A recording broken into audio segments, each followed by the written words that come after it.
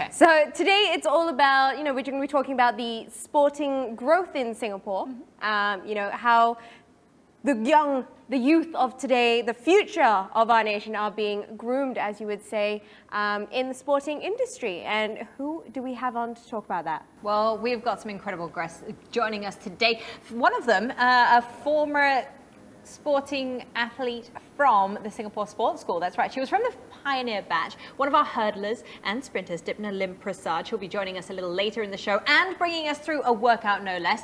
But our first guest today, who also happens to have been in school with us at Temasek Polytechnic and a member of Parliament for Ang Mo Kio GRC, is none other than Mr. Darryl David himself. So let's bring him on. Come on, join us in here. Join us. Hello there, How ladies. are you doing? I'm good, thank you. I like that line. Mr. D. We were in school together. Yes, Yes. yeah. Although we still can't call you Mr. Darryl. Like it's always been Mr. D. Ever since year one in Poly, it was always Mr. D. Well, you know what? I'm really proud of you guys and how you guys have built such a great career for yourself in the industry, right? It's always happy. I mean, it's a happy feeling that we get as educators whenever we see our students having done well. So really, really proud of you guys. So how are you? I mean, how was circuit breaker and phase one, and now that we've gone into phase two, how's that been for you? What have you been up to? Well, I think circuit breaker was, for me, the biggest impact I had on my life was I had to spend a lot of time with my children, because due to the nature of the work that I do and all the community work I'm involved in, I don't really spend that much time with the kids, but I did. And to be honest, it was challenging, to say the least. Like every parent's point is it was great to spend time with them, but... Well, the children are 12 and 9, so obviously they are at that stage whereby they're wonderful to be with, but they also have their own personalities and their own identities. So I think we all, my wife, myself, and my 2 children, had to learn the first couple of weeks how to adjust to one another. But then after that, it was really good. I mean, we got to do a lot of things together that we didn't get a chance to do. And, keeping to the sporting theme of the program, my kids are quite into sport. My daughter's a competitive swimmer. So I was trying to get exercising with them, and I realized that they're actually pretty fit. And this old guy had trouble keeping up. Hey, you're pretty fit as well. Oh, no. It gets hard. But, I think all in all, the time with family was something that I treasured and will always treasure. And so when phase 2 kicked in, June 19th, what was the first thing you did? I ran screaming from the house, away from the kids. Bye-bye, children. See ya. No. Seriously, I think when phase 2 kicked in, obviously, you don't want to run screaming from the house and get all crazy and go out there and have too much congregation of people. But I think in my role as an MP, in my role as a community leader, it's very important to be on the ground, see what's going on. So what I wanted to do was to make that effort to go out there to see how things were functioning in our community. So went to my hawker centers, I took a look at my CC, what was going on there, keeping the proper social distancing, mind you.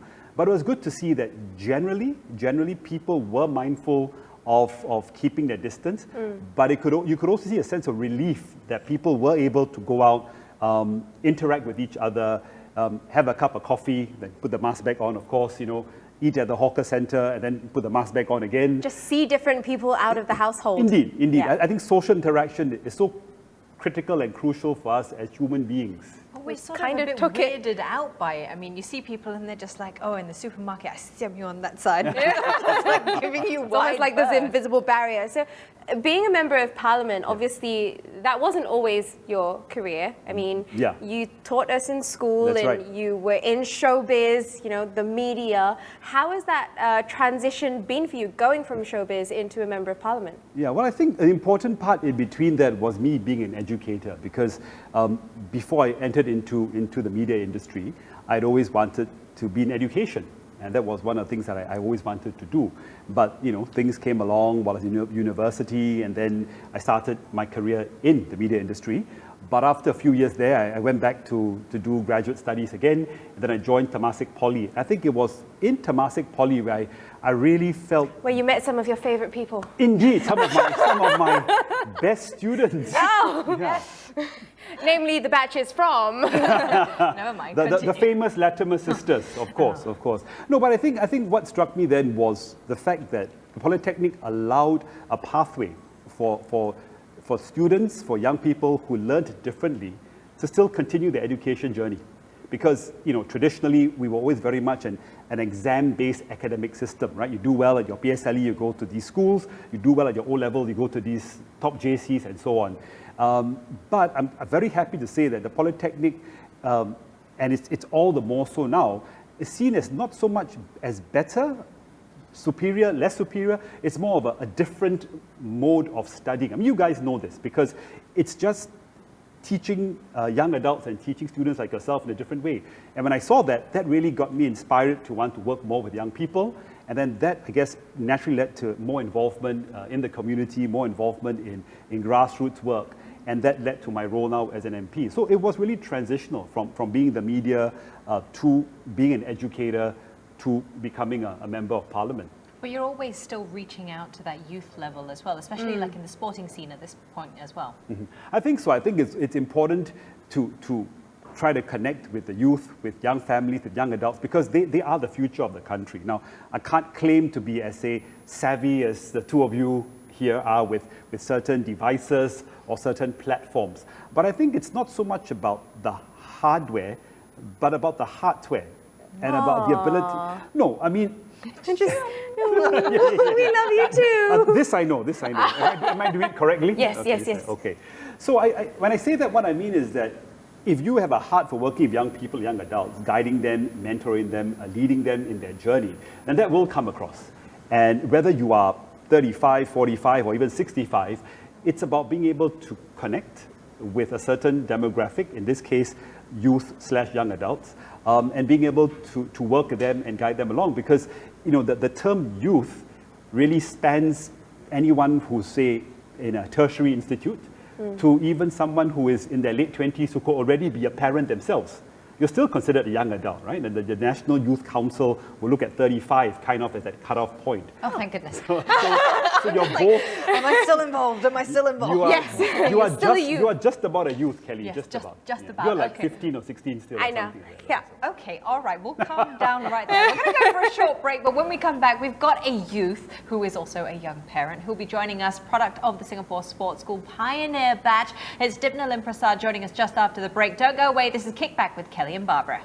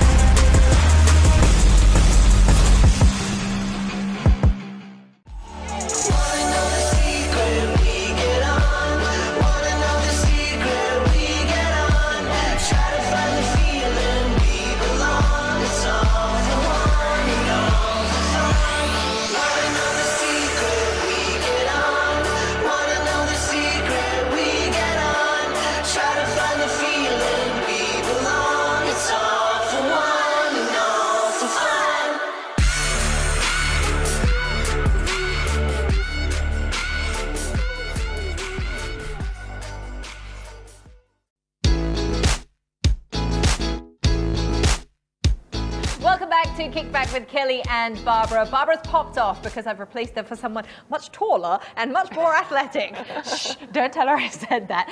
Former national hurdler and sprinter Dipna Lim Prasad, thank you for joining us. Thanks for having me. Thanks for joining the conversation with Mr. Darryl David here, who's still decided to stick around. Thank you. Yes, thank you for appreciate still having me around. Oh, it's always nice. And it's a pleasure to meet Dipna. It's always a great honor to meet someone who's represented the country and run More under the flag. importantly, fellow Chindian.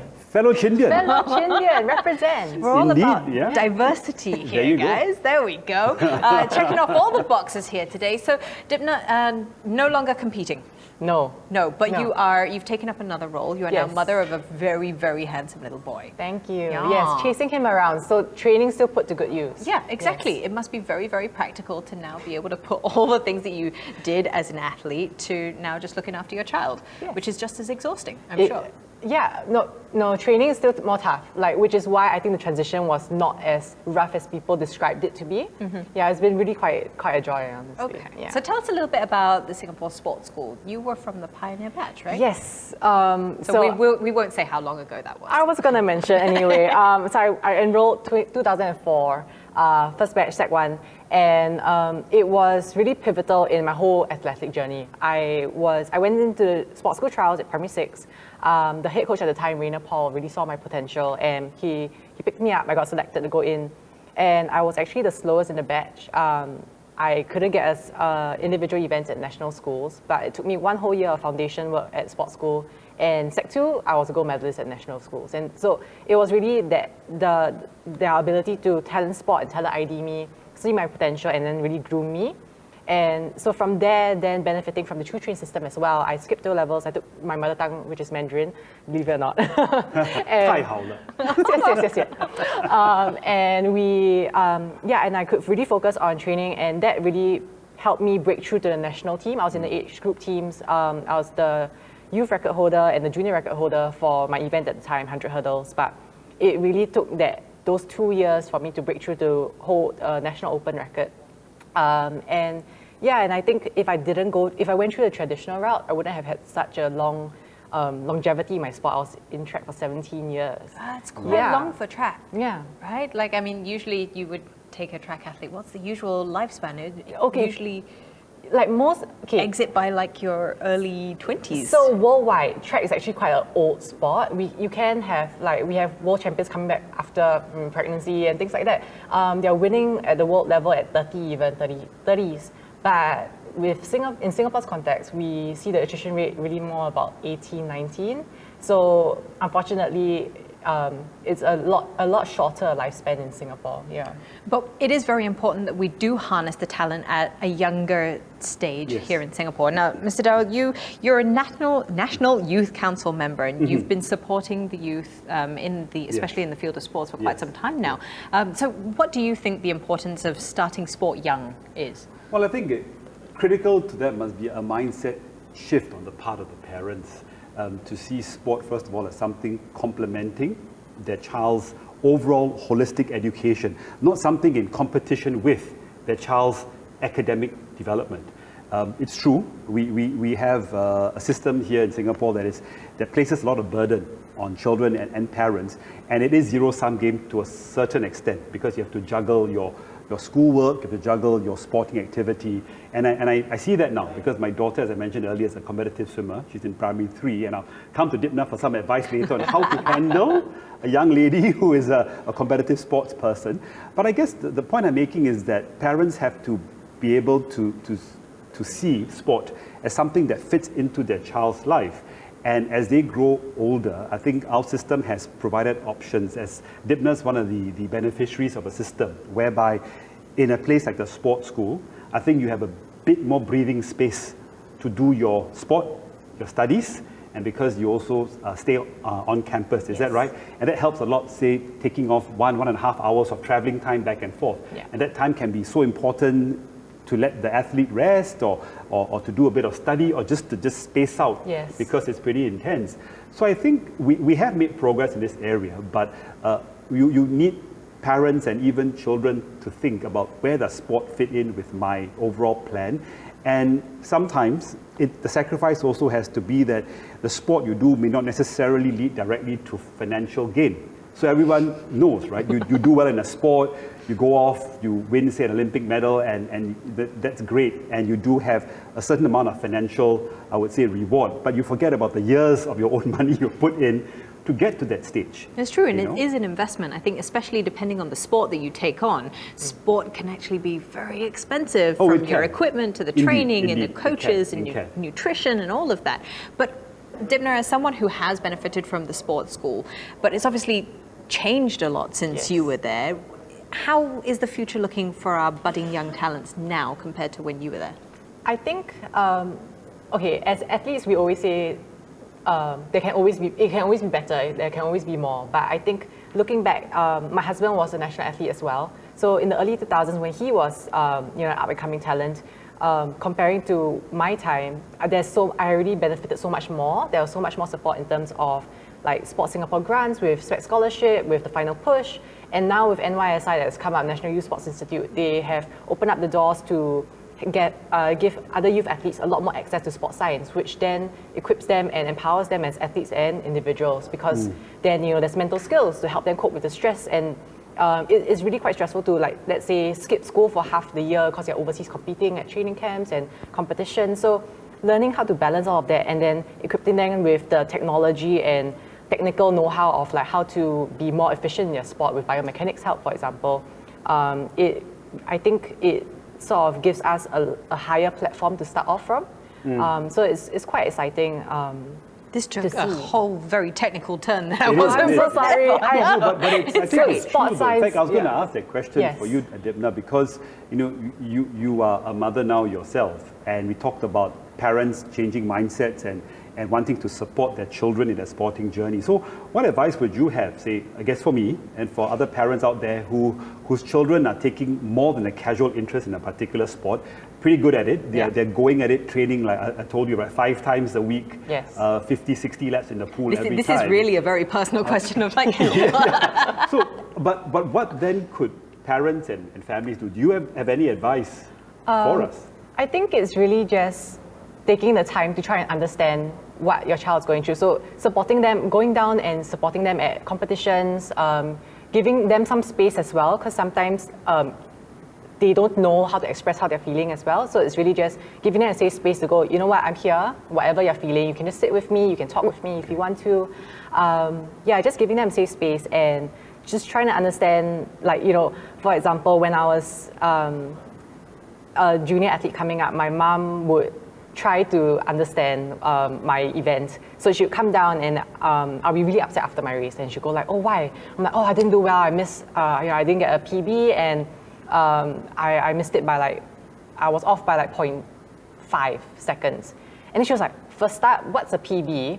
And number 2, 0.5 is half a second, right? That's very short. I'm like, no, mom, but like, that's actually, it translates to this. And so over the years, now when I talk to her about my races, she go like, oh yeah, but you're 0.1 off. And I'm just like, wow, mom, like, look at how far we've gotten. So, and that really means a lot to me, because like for her, sports is just like, completely out of there. Yeah, so just feeling understood, I think, and supported. Yes. I suppose. Now, sport this year has taken a huge hit. I mean, a lot of industries have taken a huge hit.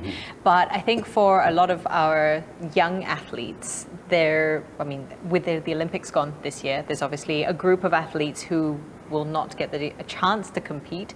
There's also at a school level a group of athletes who are feeling that there wasn't really much motivation, especially if they're at the school level where this is their last chance to compete for the year before they graduate.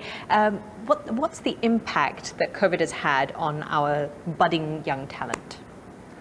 Well, I think that certainly it has an impact on sports and how we view sports and activity, because there are different sports that require a lot more physical contact, but there are sports like, say, badminton, table tennis, and say, for example, tennis, that almost lend themselves quite naturally to life in a post-COVID world, because you're nowhere near your opponent. The only thing that you ever come into contact with, maybe the shuttlecock that both of you might touch, and you could wear gloves, right? So some sports actually are going to be pretty okay to continue. Other sports, like the team sports, where you have strong physical contact, are going to be tough. Someone like Dipna, who does individual running, for example, or track, that again is somewhere in between, because you're kind of running in your own space.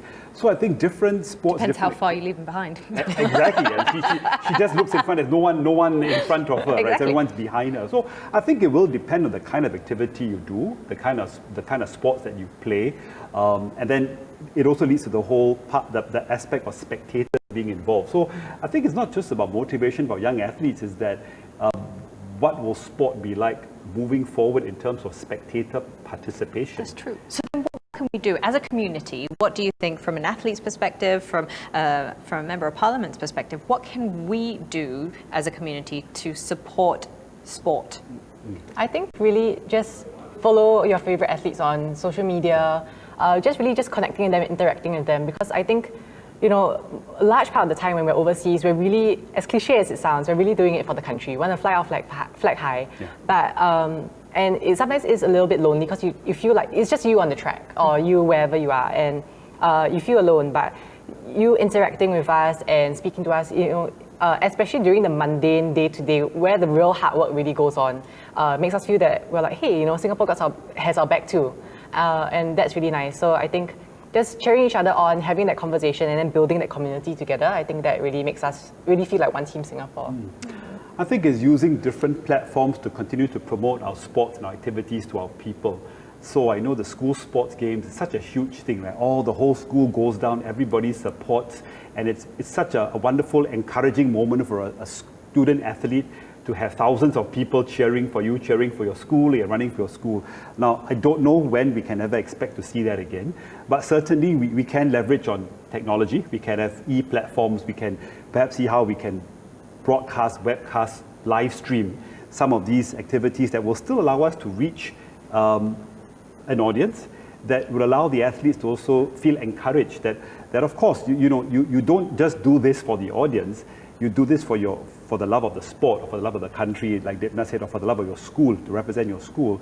But it certainly helps knowing that you have an audience out there. So if we can find alternate platforms to still showcase the achievement of our young athletes, that will certainly be a boost for them, I think. And that's exactly what Get Active TV is here for. We are here to bring sports even closer to you, including our Sports SG TV as well, bring you all the events when they start happening again. Mr. Darryl David, thank you so much for joining us. Thank you. Dipna, Yes. we're going to keep you around because we're going to get you to change into your workout gear. Yes. It's going to be workout time when we come back after the break. Stay with us here on Kickback with Kelly and Barbara.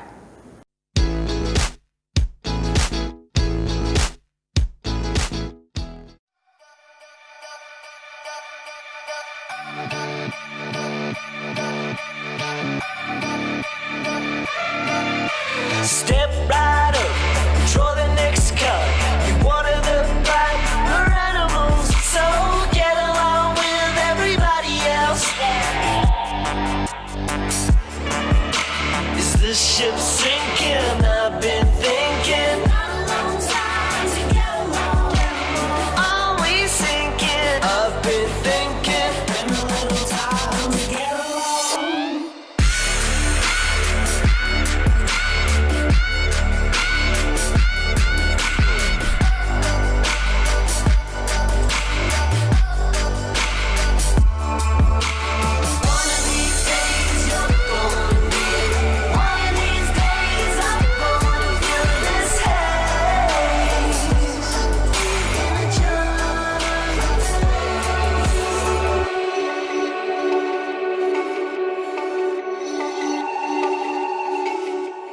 Wake up call, throw the next on. Be one of a kind, original. Don't be another sign of the times. Fight. Wanna know the secret? We get on. Wanna know the secret? We get on. Try to find the feeling we belong. It's all for one and all for fun.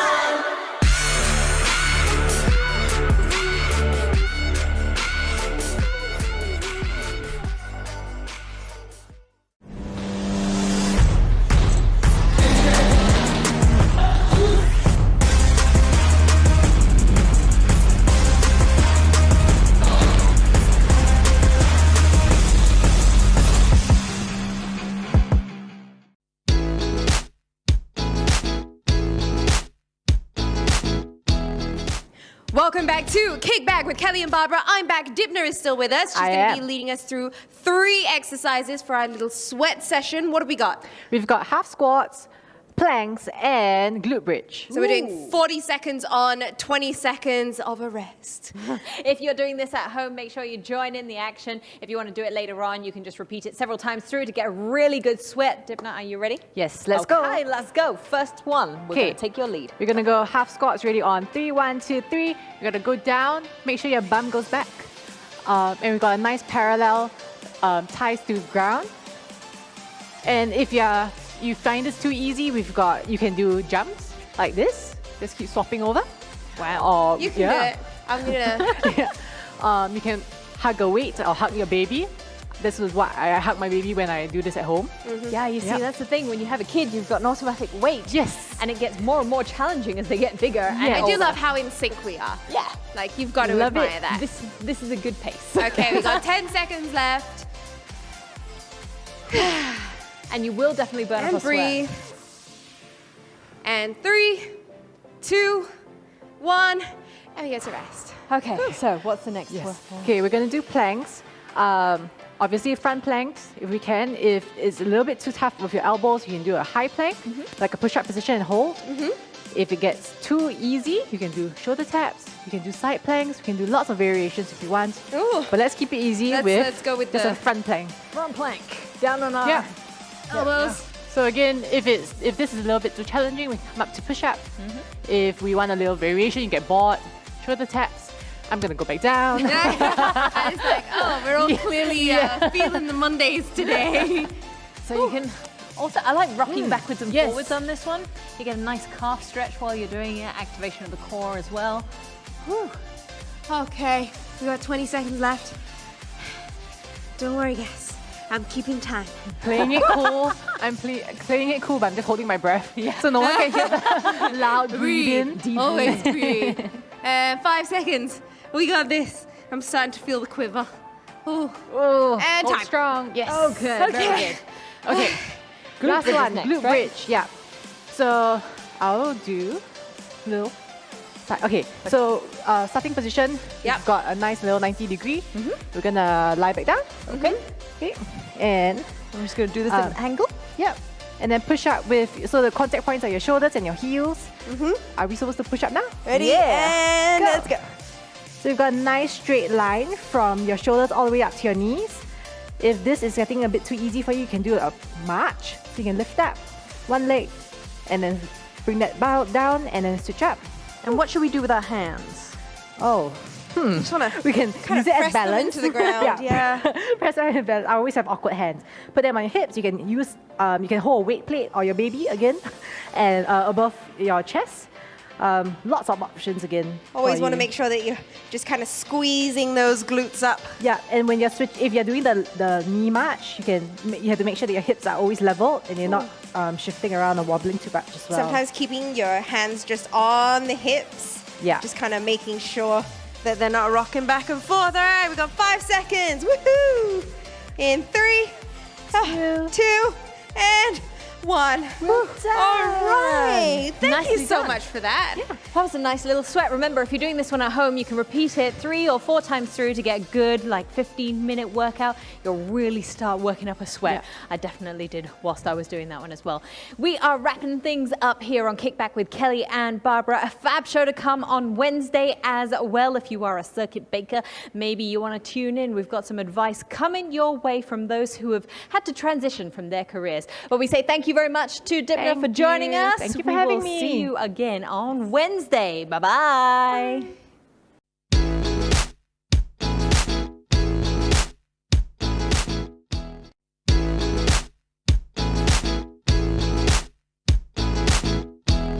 Hello and welcome to Kickback with Kelly and Barbara.